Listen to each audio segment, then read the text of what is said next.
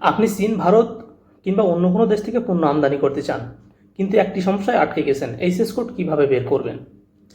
অনেকে গুগল বা এআইতে সার্চ করে এইচএস কোড ব্যবহার করেন, পরে দেখা যায় সেটি ভুল। ফলাফল, কাস্টমসে পণ্য আটকে যায়, অতিরিক্ত শুল্ক দিতে হয়, এমনকি জরিমানা হতে পারে।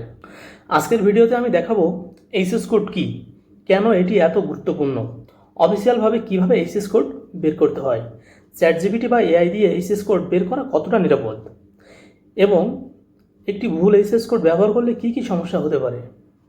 ভিডিওটি শেষ থেকে সম্পূর্ণ দেখুন, কারণ ভিডিওর প্রতিটি বাঁকে বাঁকে আমি এমন কিছু টিপস দেব যা নতুন ইম্পোর্টারদের জন্য অনেক সময়ও টাকা বাঁচাতে পারে। এইচএস কোড কী? এইচএস কোডের ফুল নাম হলো হারমোনাইজড সিস্টেম কোড। এটি একটি আন্তর্জাতিক পণ্য শনাক্তকরণ ব্যবস্থা।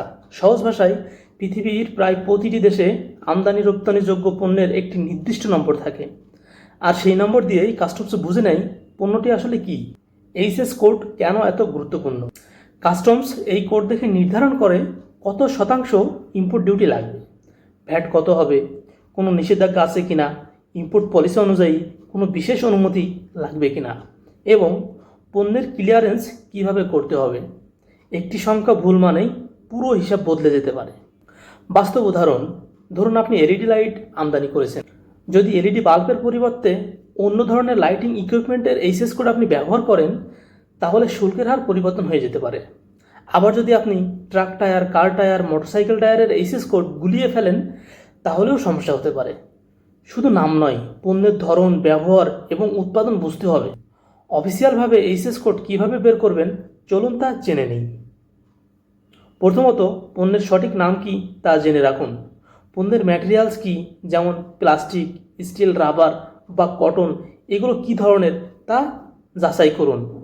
পণ্যটি আসলে কী কাজে ব্যবহার হয় সেটিও জেনে নিন।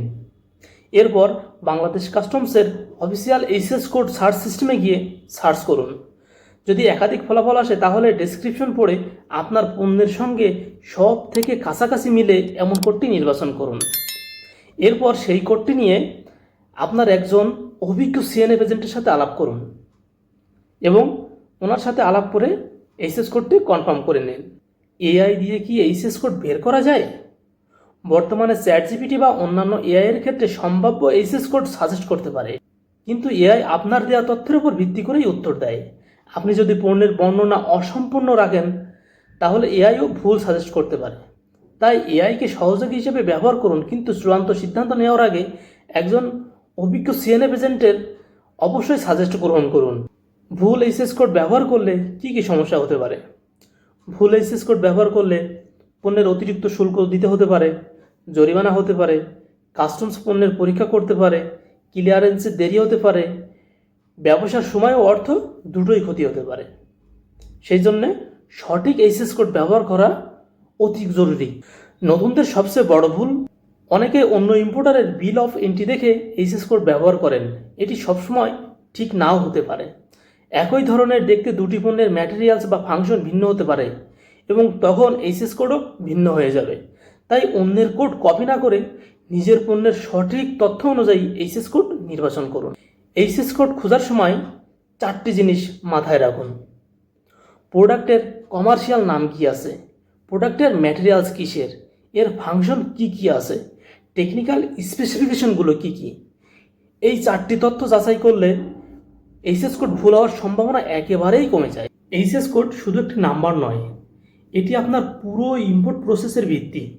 সঠিক এইচএস কোড ব্যবহার করলে সময় বাঁচে, খরচ কমে এবং কাস্টমস ক্লিয়ারেন্সও সহজ হয়।